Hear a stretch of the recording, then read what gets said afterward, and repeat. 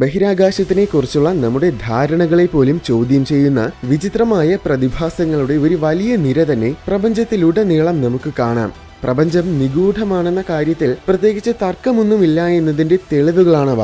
പ്രപഞ്ചത്തിൽ മറ്റൊരിടത്തും കണ്ടിട്ടില്ലാത്ത അത്യപൂർവമായ ഒരു അത്ഭുത വസ്തു മുതൽ പ്രപഞ്ചത്തിനെ കുറിച്ചുള്ള നമ്മുടെ ധാരണകളെ തന്നെ മാറ്റിമറിക്കുന്ന ചില നിഗൂഢമായ വിരോധാഭാസങ്ങൾ വരെ മനുഷ്യ മനസ്സുകളെ വിസ്മയിപ്പിക്കുന്നതും അതേസമയം ആശയക്കുഴപ്പത്തിലാക്കുന്നതുമായ പ്രപഞ്ചത്തിലെ ചില കണ്ടെത്തലുകളെ കുറിച്ച് നമുക്ക് നോക്കാം.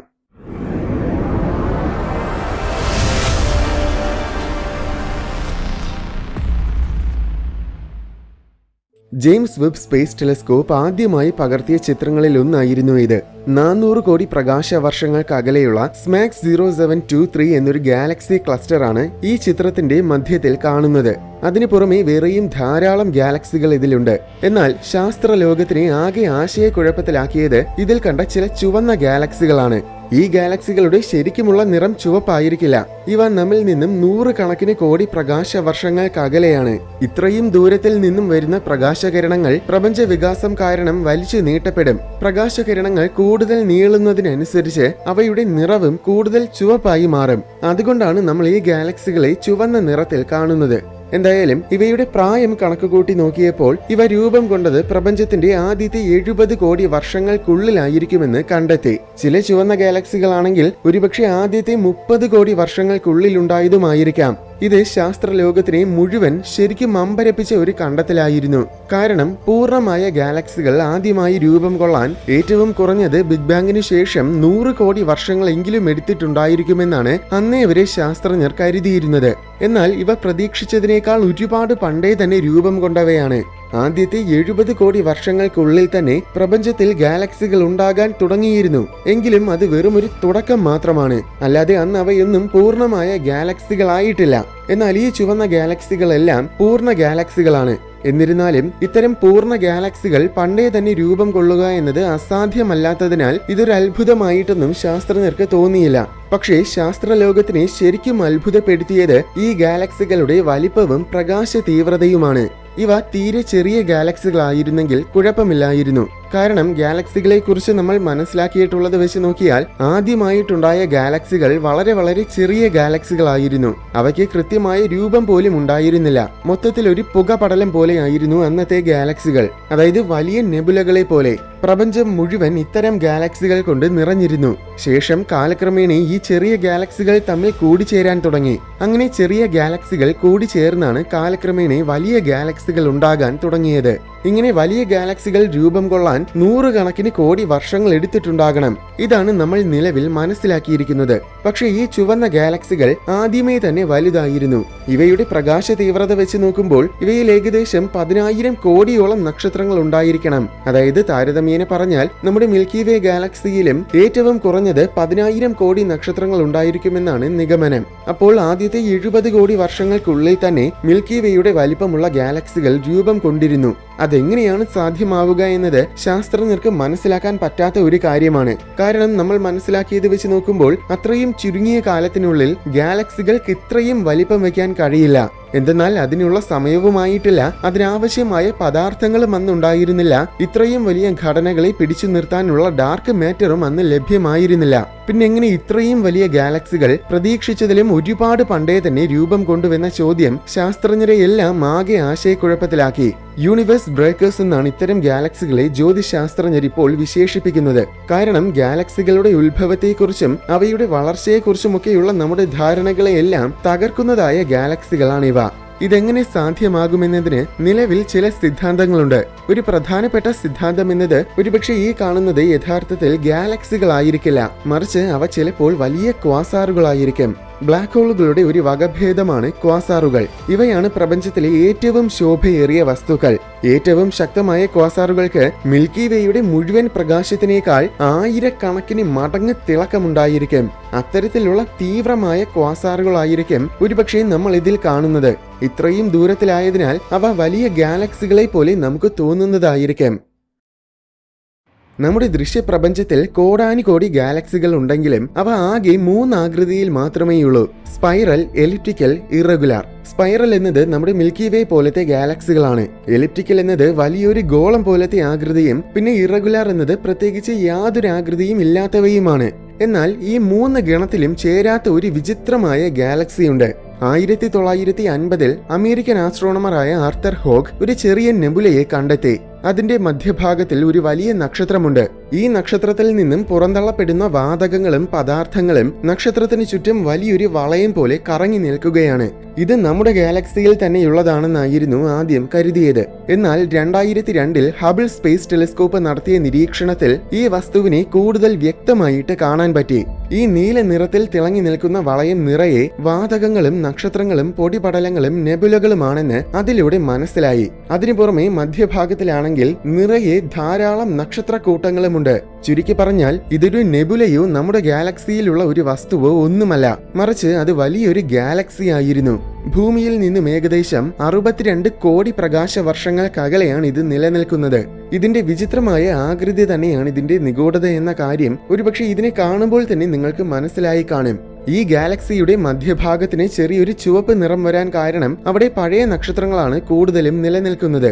ഇതിന് ഏകദേശം 24,000 പ്രകാശ വർഷങ്ങളുടെ വ്യാസമുണ്ട്. അതായത് ഏകദേശം നമ്മുടെ മിൽക്കി വേയുടെ മധ്യഭാഗം പോലെ. പക്ഷേ മധ്യത്തിൽ വലിയ രീതിയിൽ പുതിയ നക്ഷത്രങ്ങളൊന്നും തന്നെ ഉണ്ടാകുന്നില്ല. എന്നാൽ മധ്യത്തിന് ചുറ്റുമുള്ള വളയം പുതിയ നക്ഷത്രങ്ങൾ രൂപം കൊള്ളുന്ന കേന്ദ്രമാണ്. അവിടെയുള്ളത് കൂടുതലും പുതിയ നക്ഷത്രങ്ങൾ ആയതുകൊണ്ടാണ് അതിനൊരു നീല നിറമുള്ളത്. എന്തായാലും മധ്യത്തിൽ നിന്നും ഏകദേശം 70,000 പ്രകാശ വർഷങ്ങൾക്കകലെയാണ് ഈ വളയം നിലനിൽക്കുന്നത്. ഈ 70,000 പ്രകാശ വർഷ ദൂരം മുഴുവൻ വെറും ശൂന്യത മാത്രമാണ്. ഇതിനിടയിലൂടെ അകലെയുള്ള ഗാലക്സികളെ പോലും നമുക്ക് കാണാൻ കഴിയും. ചുരുക്കി പറഞ്ഞാൽ ഒരു ഗാലക്സിയുടെ മധ്യഭാഗത്തിനും അറ്റത്തിനും ഇടയിലുള്ള ഭാഗം ആരോ മനഃപൂർവ്വം പൂർണ്ണമായും നശിപ്പിച്ചു കളഞ്ഞതുപോലെയാണ് ഈ ഗാലക്സിയുടെ രൂപം. അതുകൊണ്ട് തന്നെ ഇതെങ്ങനെ രൂപം കൊണ്ടുവന്ന് ഇന്നും ശാസ്ത്രലോകത്തിന് മനസ്സിലാക്കാൻ പറ്റാത്ത ഒരു അത്ഭുതമാണ്. ഒരുപക്ഷെ കോടിക്കണക്കിന് വർഷങ്ങൾക്ക് മുന്നേ മറ്റൊരു ഗാലക്സി ഇതിന്റെ ഉള്ളിലൂടെ കയറിപ്പോയതുകൊണ്ടായിരിക്കാം ഈ ഗാലക്സിയുടെ രൂപം ഇങ്ങനെയായി മാറിയതെന്ന സംശയമല്ലാതെ ഇതിന് പിന്നിൽ വിവരിക്കാൻ കഴിയുന്ന ഒരു വ്യക്തമായ സിദ്ധാന്തം പോലുമില്ല. അത്രയേറെ വിചിത്രമാണ് ഈ ഗാലക്സിയുടെ രൂപം. വളരെ പ്രശസ്തമായ ഒരു നെബുലയാണ് ഓറിയോൺ നെബുല. നക്ഷത്രങ്ങൾ രൂപം കൊള്ളുന്നതായ നെബുലകളിൽ നമ്മുടെ സോളാർ സിസ്റ്റത്തിന്റെ ഏറ്റവും സമീപത്തുള്ള നെബുല ഇതാണ്. ഇത് ഭൂമിയിൽ നിന്നും ഏകദേശം 1344 പ്രകാശ വർഷങ്ങൾക്കകലെയാണ് സ്ഥിതി ചെയ്യുന്നത്. 2023-ൽ ജെയിംസ് വെബ് സ്പേസ് ടെലിസ്കോപ്പ് ഈ നെബുലയെയും നിരീക്ഷിച്ചിരുന്നു. അപ്പോഴാണ് മറ്റൊരു അതിശയിപ്പിക്കുന്ന കാര്യം JWST കണ്ടെത്തിയത്. എന്താണെന്നാൽ ഈ നെബുലയിൽ ജൂപ്പിറ്ററിന് സമാനമായ 40 ഗ്രഹങ്ങളെ കണ്ടെത്തി. പക്ഷെ ഈ ഗ്രഹങ്ങൾക്കൊരു പ്രത്യേകതയുണ്ട്. അവയെല്ലാം ബൈനറി ഗ്രഹങ്ങളായിരുന്നു. അതായത് 2 ഗ്രഹങ്ങൾ പരസ്പരം വലം വയ്ക്കുന്നത്. ജൂപ്പിറ്റർ മാസ് ബൈനറി ഒബ്ജക്ട്സ്, അല്ലെങ്കിൽ ചുരുക്കത്തിൽ ജംബോസ് എന്നാണ് ഈ ഗ്രഹങ്ങളെ ശാസ്ത്രജ്ഞർ വിളിക്കുന്നത്. ജംബോകൾക്ക് മറ്റൊരു പ്രത്യേകത കൂടെയുണ്ട്. എന്താണെന്നാൽ ഇവയൊന്നും ഒരു നക്ഷത്രത്തിനെ ചുറ്റി വലം വയ്ക്കുന്നവയല്ല, മറിച്ച് ഇവയെല്ലാം സ്പേസിലൂടെ വെറുതെ ഒഴുകി നടക്കുകയാണ്. അങ്ങനെയെങ്കിൽ ഈ ഗ്രഹങ്ങൾ എവിടെ നിന്നുമാണ് വന്നത്? ആ ചോദ്യമാണ് ഇവയെ നിഗൂഢമാക്കുന്നത്. എന്തെന്നാൽ ഇവയെല്ലാം ജൂപ്പിറ്ററിന് സമാനമായ വലിപ്പവും മാസുമൊക്കെയുള്ള ഗ്രഹങ്ങളാണ്. ജൂപ്പിറ്ററിന് സമാനമായ മാസുള്ള ഗ്രഹങ്ങൾക്ക് ഒറ്റയ്ക്ക് രൂപം കൊള്ളാൻ കഴിയില്ല. പകരം അവ ഒരു നക്ഷത്ര വ്യൂഹത്തിന്റെ ഭാഗമായിട്ടായിരിക്കും രൂപം കൊള്ളുന്നത്. അതായത് നക്ഷത്രം രൂപം കൊള്ളുമ്പോൾ അതിനു ചുറ്റുമുള്ള പൊടിപടലങ്ങളിൽ നിന്നുമാണ് ഇത്തരം ഗ്രഹങ്ങൾ ഉണ്ടാകുന്നത്. ജംബോ ഗ്രഹങ്ങളും ഒരുപക്ഷെ ഏതോ നക്ഷത്ര വ്യൂഹങ്ങളിൽ ഉണ്ടാവുകയും ശേഷം വ്യൂഹങ്ങളിൽ നിന്നും പുറന്തള്ളപ്പെടുകയും ചെയ്തവയാണെന്ന് കരുതാമായിരുന്നു. എന്നാൽ അങ്ങനെ പുറന്തള്ളപ്പെട്ടതാണെങ്കിൽ ഇവയെല്ലാം എങ്ങനെ ബൈനറി ആയെന്നതാണ് ചോദ്യം. നക്ഷത്ര വ്യൂഹങ്ങളിൽ നിന്നും പുറന്തള്ളപ്പെടുന്ന ഒരുപാട് ഗ്രഹങ്ങളെ നമ്മൾ കണ്ടിട്ടുണ്ട്. അവയെ റോഗ് പ്ലാനറ്റ്സ് എന്നാണ് പറയുന്നത്. പക്ഷേ അവയെല്ലാം ഒറ്റയ്ക്കാണ് ബഹിരാകാശത്തിലൂടെ ഒഴുകി നടക്കുന്നത്. എന്നാൽ ജംബോകൾ അങ്ങനെയല്ല. നക്ഷത്ര വ്യൂഹത്തിൽ ആദ്യമേ തന്നെ ബൈനറി ആയിട്ടാണ് ഉണ്ടായതെങ്കിലും നക്ഷത്ര വ്യൂഹത്തിൽ നിന്നും ഗ്രഹങ്ങൾ പുറന്തള്ളപ്പെടുന്ന പ്രക്രിയ ഗുരുത്വാകർഷണ ബലങ്ങളുടെ ഇടപെടലുകൾ കാരണം അത്യധികം കോലാഹലങ്ങൾ നിറഞ്ഞതായിരിക്കും. അതുകൊണ്ട് അങ്ങനെ ഗ്രഹങ്ങൾ പുറന്തള്ളപ്പെടുമ്പോൾ പണ്ടേ തന്നെ ബൈനറി ആയിട്ടുള്ള ഗ്രഹങ്ങൾ പോലും തീർച്ചയായും പിരിയുക തന്നെ ചെയ്യും. സാധ്യത വളരെ കുറവാണെങ്കിലും ചിലപ്പോൾ യാദൃച്ഛികമായിട്ട് 1-2 സന്ദർഭങ്ങളിൽ ഇങ്ങനെ ബൈനറി ആയിട്ട് തന്നെ പുറന്തള്ളപ്പെടാനുള്ള സാധ്യത തീർത്തും ഒഴിവാക്കാനാകില്ല. പക്ഷെ ഇത് 1-2 ബൈനറി പ്ലാനറ്റ്സിന്റെ കാര്യമല്ല. ഇത്തരത്തിലുള്ള 40 ബൈനറി പ്ലാനറ്റ്സിനെയാണ് കണ്ടെത്തിയത്. അതും ഓറിയോൺ നെബുലയിൽ നിന്നും മാത്രം. വേണമെങ്കിൽ നക്ഷത്രവ്യൂഹങ്ങളിൽ നിന്നും പുറത്തു വന്ന ശേഷം ഗ്രഹങ്ങൾ ബൈനറിയായി മാറിയതാണെന്നും പറയാമായിരുന്നു. പക്ഷെ അതും അത്യധികം യാദൃച്ഛികമായി 1-2 സന്ദർഭങ്ങളിൽ സംഭവിക്കുമായിരിക്കാം. എന്നാൽ ഇത്രയേറെ ഗ്രഹങ്ങൾ അങ്ങനെ ബൈനറി ആകാനുള്ള സാധ്യത ഏകദേശം 0. അതുകൊണ്ട് തന്നെ ജംബോ ഗ്രഹങ്ങൾ നക്ഷത്രവ്യൂഹങ്ങളിൽ ഉണ്ടായതായിരിക്കാൻ യാതൊരു സാധ്യതയും കാണുന്നില്ല. അപ്പോൾ പിന്നെ ജംബോകൾ എവിടെ നിന്നുമാണ് വന്നത്? അതിന്റെ ഉത്തരം ഇന്നും ശാസ്ത്രജ്ഞർക്ക് കൃത്യമായിട്ട് അറിയില്ല. ഇതിന് പിന്നിൽ നിരവധി സിദ്ധാന്തങ്ങളുണ്ട്. പക്ഷെ ഇത്രയേറെ ഗ്രഹങ്ങൾ ബൈനറി ആയിരിക്കുന്നുവെന്ന വസ്തുതയെ ആ സിദ്ധാന്തങ്ങളൊന്നും തന്നെ സാധൂകരിക്കുന്നില്ല. 2010 നാസയുടെ Fermi gamma ray space telescope ഉപയോഗിച്ച് ഒരു സംഘം ശാസ്ത്രജ്ഞർ ഒരു അത്ഭുതാവഹമായ പ്രതിഭാസം കണ്ടെത്തി. എന്താണെന്നാൽ നമ്മുടെ ഗാലക്സിയുടെ മധ്യഭാഗത്തിൽ നിന്നും വളരെ ബൃഹത്തായ 2 ബബിൾസ് രൂപം കൊണ്ടിട്ടുണ്ട്. ഗാലക്സിയുടെ മധ്യഭാഗത്തിൽ നിന്നും ഗാലക്സിയുടെ സമതലത്തിന്റെ മുകളിലും താഴെയുമായിട്ടാണ് ഈ ബബിൾസ് രൂപം കൊണ്ടിരിക്കുന്നത്. ഓരോ വശത്തിലെയും ബബിളിന് ഏകദേശം 25,000 പ്രകാശവർഷങ്ങളോളം നീളമുണ്ട്. അതായത് ആകെ മൊത്തം 50,000 പ്രകാശവർഷങ്ങളുടെ വ്യാസം. അത് നമ്മുടെ മിൽക്കി വേയുടെ വലിപ്പത്തിന്റെ പകുതിയോളമാണ്. ഈ ബബിൾസ് മുഴുവൻ അത്യധികം ചൂടും ഊർജവുമുള്ള വാതകങ്ങളും പിന്നെ ശക്തമായ കോസ്മിക് കിരണങ്ങളും കൊണ്ടാണ് നിർമ്മിതമായിരിക്കുന്നത്. ചൂടെന്ന് പറയുമ്പോൾ പല ലക്ഷക്കണക്കിന് ഡിഗ്രി സെൽഷ്യസ് ആയിരിക്കും ഈ വാതകങ്ങളുടെ താപനില. പക്ഷെ ഇത്രയേറെ വലിപ്പവും ചൂടുമൊക്കെ ഉണ്ടെങ്കിലും ഈ ബബിൾസിനെ നമുക്ക് നഗ്നനേത്രങ്ങൾ കൊണ്ട് കാണാൻ പറ്റില്ല. കാരണം അതിന്റെ സാന്ദ്രത അത്രയേറെ കുറവാണ്. ഇതിൽ നിന്നും വരുന്ന ഗാമ കിരണങ്ങൾ കാരണം മാത്രമാണ് ഈ ഘടനയെ ശാസ്ത്രജ്ഞർക്ക് കണ്ടുപിടിക്കാൻ സാധിച്ചത്. പക്ഷെ ഇതിനൊരു വലിയ നിഗൂഢതയുണ്ട്. എന്താണെന്നാൽ ഇത്രയും വലിയൊരു ഘടന എങ്ങനെ രൂപം കൊണ്ടുവെന്നോ എന്തുകൊണ്ടാണ് അത് ഇന്നും നിലനിൽക്കുന്നതെന്നോ കൃത്യമായും നമുക്കറിയില്ല. ചിലപ്പോൾ മധ്യത്തിലുള്ള super massive black ഹോളായ Sagittarius A സ്റ്റാറിൽ നിന്നും പണ്ടെപ്പോഴോ സംഭവിച്ച ഊർജ്ജ പ്രവാഹം കാരണമായിരിക്കും ഇത് സംഭവിച്ചതെന്ന സംശയമുണ്ട്. അല്ലെങ്കിൽ ചിലപ്പോൾ 100 കണക്കിന് കോടി വർഷങ്ങളായിട്ട് മിൽക്കി വേയിൽ സംഭവിച്ചുകൊണ്ടിരിക്കുന്ന സൂപ്പർനോവകളിൽ നിന്നുമുള്ള ഷോക്ക് വേവ് കാരണവും ഇങ്ങനെ ബബിൾസ് രൂപം കൊള്ളാനുള്ള സാധ്യതയുണ്ട്. എന്തു തന്നെയാണെങ്കിലും അതിന് പിന്നിലുള്ള കാരണം ഇന്നും നിഗൂഢമായിട്ട് തന്നെ നിലനിൽക്കുകയാണ്. സൗരയൂഥത്തിലെ ഒരു അപൂർവമായ മനോഹാരിതയാണ് വളയങ്ങൾ. അവസാനത്തെ 4 ഗ്രഹങ്ങൾക്ക് പുറമെ ആകെ 3 വസ്തുക്കൾക്ക് ചുറ്റും മാത്രമേ വളയങ്ങൾ ഉള്ളതായിട്ട് കണ്ടിട്ടുള്ളൂ. അതിലൊന്ന് ഉൽക്കയാണ്, മറ്റു 2 കുള്ളൻ ഗ്രഹങ്ങളും. ഇതിൽ ക്വാവോർ എന്ന കുള്ളൻ ഗ്രഹം സൂര്യനിൽ നിന്നും ഏകദേശം 652 കോടി കിലോമീറ്ററുകൾക്കകലെയാണ് സ്ഥിതി ചെയ്യുന്നത്. അതായത് പ്ലൂട്ടോയേക്കാൾ ഒരുപാട് അകലെ. കൃത്യമായി പറഞ്ഞാൽ കൈപ്പർ ബെൽറ്റിൽ. പ്ലൂട്ടോയുടെ പകുതി വലിപ്പമുള്ള ഈ കുള്ളൻ ഗ്രഹത്തിന് വളരെ കനം കുറഞ്ഞ ചെറിയ 2 വളയങ്ങളുണ്ട്. ഇതിന്റെ പ്രത്യേകത എന്നത് ഈ 2 വളയങ്ങളും ക്വാവോറിൽ നിന്നും ഒരുപാട് അകലെയാണ് നിലനിൽക്കുന്നത്. അതിലെന്താണ് വലിയ നിഗൂഢത എന്ന് തോന്നുന്നുണ്ടെങ്കിൽ മറ്റു വസ്തുക്കളുമായിട്ട് ഇതിനെ ഒന്ന് താരതമ്യം ചെയ്തു നോക്കണം. സാധാരണ ഗ്രഹങ്ങൾക്ക് ചുറ്റുമുള്ള വളയങ്ങൾ അവയിൽ നിന്നും അവയുടെ റേഡിയസിന്റെ പരമാവധി 4 മടങ്ങ് ദൂരത്തിനുള്ളിലായിരിക്കണം നിലനിൽക്കേണ്ടത്.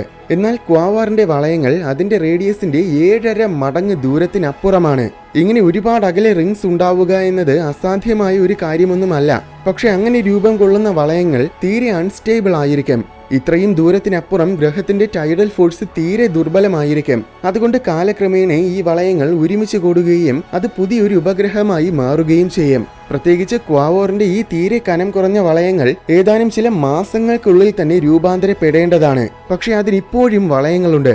ഇതെങ്ങനെയാണ് സാധ്യമാകുന്നതെന്ന് ഇന്നും കൃത്യമായിട്ട് ശാസ്ത്രജ്ഞർക്ക് മനസ്സിലാക്കാൻ സാധിച്ചിട്ടില്ല. 2023 ഏപ്രിൽ മാസം JWST സീർസ് 1019 എന്നൊരു ബ്ലാക്ക് ഹോളിന്റെ ചിത്രം പകർത്തി. അതൊരു ഗാലക്സിയുടെ മധ്യഭാഗത്തിലുള്ള സൂപ്പർ മാസീവ് ബ്ലാക്ക് ഹോൾ ആണ്. ഇതിന്റെ മാസ് ആണ് ഒരു വലിയ പ്രത്യേകത. ഇതിന് നമ്മുടെ സൂര്യന്റെ 1 കോടിയോളം മടങ്ങ് മാസ് ഉണ്ടായിരിക്കും. താരതമ്യേന പറഞ്ഞാൽ നമ്മുടെ മിൽക്കി വേയുടെ സൂപ്പർ മാസീവ് ബ്ലാക്ക് ഹോൾ ആയ സജിറ്റേരിയസ് എ സ്റ്റാറിന് സൂര്യന്റെ 40 ലക്ഷം മടങ്ങ് മാസ് ആണുള്ളത്. ചുരുക്കി പറഞ്ഞാൽ സീർസ് 1019 ശരിക്കും ഭീമാകാരമാണ്. പക്ഷേ ഇവിടെ ഒരു പ്രശ്നമുണ്ട്. നേരത്തെ ഗാലക്സികളുടെ കാര്യം പറഞ്ഞതുപോലെ ഈ ബ്ലാക്ക് ഹോളിനും ഒരുപാട് കാലപ്പഴക്കമുണ്ട്. ശരിക്കും ആ സമയത്തിൽ നമ്മൾ കണ്ടെത്തിയിട്ടുള്ളതിൽ വെച്ച് പ്രപഞ്ചത്തിലെ ഏറ്റവും പഴയ ബ്ലാക്ക് ഹോൾ ഇതായിരുന്നു. കണക്കുകൂട്ടി നോക്കിയപ്പോൾ ബിഗ് ബാങ്ങിന് ശേഷം വെറും 57 കോടി വർഷങ്ങൾക്കുള്ളിലാണ് ഈ ബ്ലാക്ക് ഹോൾ ഉണ്ടായത്. ഓർക്കുക, 57 കോടി വർഷങ്ങൾ എന്നത് കോസ്മിക് കലണ്ടറിൽ വെറും ജനുവരി 15 ആയതേയുള്ളൂ. അതായത് അന്ന് പ്രപഞ്ചത്തിന്റെ ആരംഭകാലമാണ്. ആ കാലഘട്ടത്തിൽ ഇത്രയും വലിയൊരു ബ്ലാക്ക് ഹോൾ തീർത്തും അസാധ്യമാണ്. ശേഷം JWST തന്നെ വീണ്ടും അതുപോലെ മറ്റൊരു ബ്ലാക്ക് ഹോളിനെ കണ്ടെത്തി. പ്രശസ്തമായ GN-Z11 എന്ന ഗാലക്സിയിലെ ബ്ലാക്ക് ഹോളിനെയാണ് JWST വീണ്ടും കണ്ടുപിടിച്ചത്. ഇതുവരെ കണ്ടിട്ടുള്ളതിൽ ഏറ്റവും അകലെയുള്ള ഗാലക്സികളിൽ ഒന്നാണ് GN-Z11. ഇതിലെ ബ്ലാക്ക് ഹോളിന് സൂര്യന്റെ വെറും 16 ലക്ഷം മടങ്ങ് മാസ് മാത്രമേ ഉള്ളൂ. മറ്റ് സൂപ്പർ മാസീവ് ബ്ലാക്ക് ഹോൾസുമായിട്ട് താരതമ്യം ചെയ്യുമ്പോൾ അത് ചെറിയ ബ്ലാക്ക് ഹോൾ ആണ്. പക്ഷേ ഇതിന് സീർസ് 1019 ബ്ലാക്ക് ഹോളിനേക്കാൾ പഴക്കമുണ്ട്. നിഗമന പ്രകാരം ഇത് ഏകദേശം ആദ്യത്തെ 40 കോടി വർഷങ്ങൾക്കുള്ളിലാണ് രൂപം കൊണ്ടത്. നിലവിൽ ഇത് തന്നെയാണ് നമ്മൾ കണ്ടിട്ടുള്ള ഏറ്റവും പഴയ ബ്ലാക്ക് ഹോൾ. പ്രപഞ്ചത്തിനെ കുറിച്ചുള്ള നമ്മുടെ ധാരണകൾ അനുസരിച്ച് ഈ രണ്ട് ബ്ലാക്ക് ഹോൾസും ഇത്രയും ചുരുങ്ങിയ കാലത്തിനുള്ളിൽ ഇത്രയേറെ മാസ് വയ്ക്കാനുള്ള സാധ്യത തീരെയില്ല. എന്തെന്നാൽ വളരെ വലിയ നക്ഷത്രങ്ങളുടെ ഇന്ധനം തീരുന്ന സമയത്തിൽ അവ ഗംഭീരമായ വിസ്ഫോടനത്തിലൂടെ നശിക്കും. അങ്ങനെ നശിക്കുമ്പോഴാണ് ആ നക്ഷത്രങ്ങളുടെ കോർ ഭാഗം ഒരു ബ്ലാക്ക് ഹോളായി മാറുന്നത്. പിന്നെ അവ കാലക്രമേണ കൂടുതൽ പദാർത്ഥങ്ങളെ വലിച്ചെടുത്തു വിഴുങ്ങുകയും അങ്ങനെ അവ പതിയെ പതിയെ വലിപ്പം വെക്കുകയുമാണ് ചെയ്യുന്നത്. പക്ഷെ അങ്ങനെ വലിപ്പം വെച്ചാലും ഒരു കാരണവശാലും വെറും 40 കോടി വർഷങ്ങൾ കൊണ്ട് ഇത്രയും വലിയൊരു ബ്ലാക്ക് ഹോളായി മാറില്ല. അതിന് 100 കണക്കിന് കോടി വർഷങ്ങളോളം സമയം വേണം. അപ്പോൾ പിന്നെ ഈ ബ്ലാക്ക് ഹോൾസ് എങ്ങനെയാണ് രൂപം കൊണ്ടത്? ഇതിന്റെ ശരിയായ ഉത്തരം എന്താണെന്ന് ഇപ്പോഴും ശാസ്ത്രജ്ഞർക്ക് അറിയില്ല. എങ്കിലും ഇതിന് പിന്നിൽ ചില സാധ്യതകൾ വെച്ചിട്ടുണ്ട്. ഒന്നാമത്തെ സാധ്യത എന്നത് ഒരുപക്ഷെ ഇവ നക്ഷത്രങ്ങൾ നശിച്ച് ബ്ലാക്ക് ഹോളായി മാറുന്നതിന് പകരം വൻതോതിൽ പദാർത്ഥങ്ങൾ വന്ന് കുമിഞ്ഞു കൂടിയത് കാരണം നേരിട്ട് ബ്ലാക്ക് ഹോളായി മാറിയതായിരിക്കാം. രണ്ടാമത്തെ സാധ്യത ഒരുപക്ഷെ ആദ്യത്തെ നക്ഷത്രങ്ങൾ ശരിക്കും ഭീമാകാരമായിരുന്നിരിക്കും. അവയ്ക്ക് സൂര്യന്റെ 100 കണക്കിന് മടങ്ങോ അല്ലെങ്കിൽ ചിലപ്പോൾ 1000 കണക്കിന് മടങ്ങോ വരെ മാസ് ഉണ്ടായിരുന്നിരിക്കാം. അങ്ങനെയെങ്കിൽ അവ വളരെ വേഗം നശിക്കും. കാരണം നക്ഷത്രങ്ങളുടെ മാസ് കൂടുന്നതിനനുസരിച്ച് അവയുടെ ഇന്ധനം പെട്ടെന്ന് തീർന്നുകൊണ്ടിരിക്കും. ഏതാനും ചില ദശലക്ഷങ്ങളോളം കാലം മാത്രമായിരിക്കും ഈ നക്ഷത്രങ്ങൾ നിലനിന്നത്. അങ്ങനെ പ്രപഞ്ചത്തിന്റെ ആദ്യ കാലഘട്ടത്തിൽ തന്നെ ബ്ലാക്ക് ഹോൾസ് രൂപം കൊണ്ടിട്ടുണ്ടാകും. അവയായിരിക്കും പിന്നീട് കാലക്രമേണ ഈ സൂപ്പർ മാസീവ് ബ്ലാക്ക് ഹോൾ ആയി മാറിയത്. മൂന്നാമത്തെ സാധ്യത ഒരുപക്ഷെ ഇവ പണ്ട് പ്രൈമോർഡിയൽ ബ്ലാക്ക് ഹോൾസ് ആയിരുന്നിരിക്കും. പ്രപഞ്ചത്തിന്റെ തുടക്കത്തിൽ ബിഗ് ബാങ്ങിന് തൊട്ട് പിന്നാലെ ഒരുപക്ഷെ ആദ്യ സെക്കൻഡിൽ തന്നെ രൂപം കൊണ്ടുവെന്ന് സംശയിക്കുന്ന വളരെ ചെറിയ ബ്ലാക്ക് ഹോൾസ് ആണ് പ്രൈമോർഡിയൽ ബ്ലാക്ക് ഹോൾസ്. അത്രയും കാലങ്ങൾക്ക് മുൻപ് മുതൽ നിലനിൽക്കുന്നത് കൊണ്ടായിരിക്കും ഇവ കാലക്രമേണ വലിപ്പം വെച്ച് വലിയ സൂപ്പർ മാസീവ് ബ്ലാക്ക് ഹോൾസ് ആയത്. എന്തു തന്നെയാണെങ്കിലും നിലവിൽ ഇത് വലിയൊരു നിഗൂഢതയാണ്.